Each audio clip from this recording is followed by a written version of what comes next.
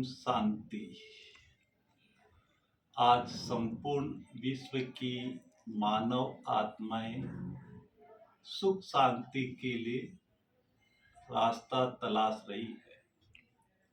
भले ही सभी के पास भौतिक संसाधन हैं, लेकिन फिर भी सुख शांति की प्यास अंदर से क्यों लग रही है, चिंतन का विषय है।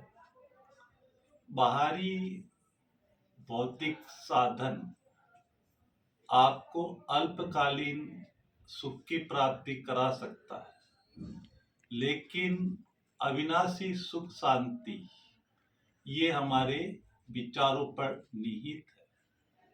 सब कुछ होते हुए आज हम अच्छा नहीं सोच रहे हैं, अच्छा चिंतन नहीं कर रहे हैं, अच्छी भावनाएं नहीं रख रहे हैं।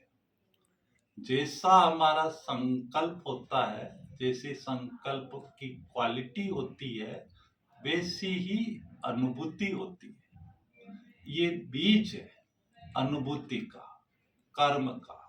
आज हमारे विचारों पर ध्यान नहीं है, हमें औरों के ऊपर, हम कमियों पर, अवगुणों पर, दोषों पर ध्यान केंद्रित करते हैं। जैसा हम सोचते हैं, जैसा हम देखते हैं, हम वैसा बन जाते हैं। हम देख ही रहे हैं अशांत दुखी आत्माओं को, तो उसका इम्पैक्ट हमारे ऊपर आता है। तो वास्तव में अगर सुख शांति चाहिए तो अब हम किसको देखें?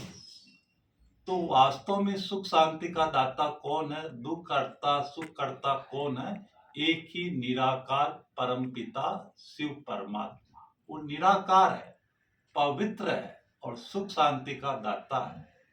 इसी के अंदर एक गीता ज्ञान समाया हुआ है। जब हम आत्माएं शरीर का भान छोड़कर अशरीरी अवस्था में बैठते हैं, आउट ऑफ बॉडी, तो ऑटोमेटिक आत्मा की जो क्वालिटी है वो स्वतः ही बाहर निकलने लगती है।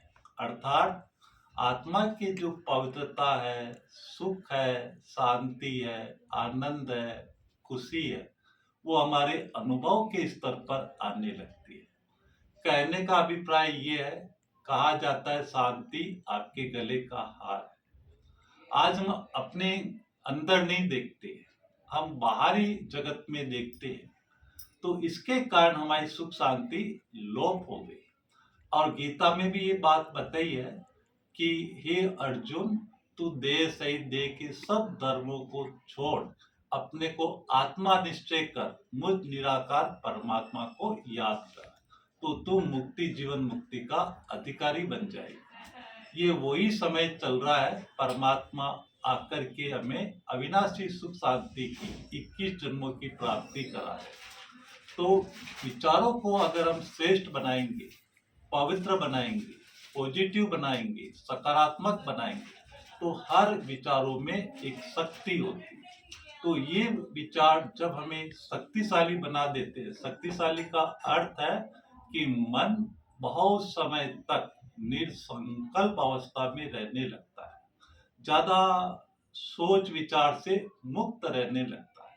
अर्थात फालतू के विचारों से, व्यर्थ विचारों से मन मुक्त रहने लगता है। जो हमारे नंबर ऑफ थॉट्स जो ओवर थिंकिंग की वजह से बह रहे थे, तो वो हमारी एनर्जी को लॉस कर रहे थे। और जब हम नंबर ऑफ थॉट्स यानी बहुत संकल्पों को कंट्रोल करके एक संकल्प में जब आत्मा स्थित हो जाती है, तो आप अनुभव कर सकते हैं कि उसमें कितनी शक्ति आ जाती है। इसी को कहते हैं मनोबल, योग बल, साइलेंस का बल, शांति का बल, खुशी का बल।